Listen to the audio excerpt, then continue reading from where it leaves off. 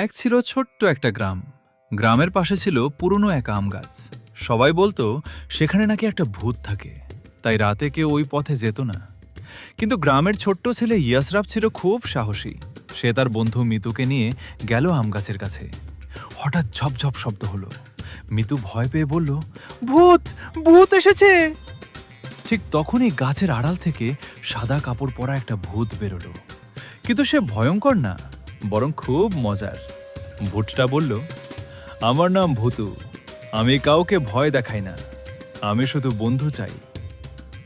ইয়াসরাব অবাক হয়ে বলল, তুমি তাহলে ভালো ভূত? ভূতু মাথা নেড়ে বলল, হ্যাঁ, কিন্তু সবাই আমাকে দেখে পালিয়ে যায়। তারপর তিনজন মিলে আম কুড়াল, গল্প করল আর চাঁদের আলোতে লুকোচুরি খেলল।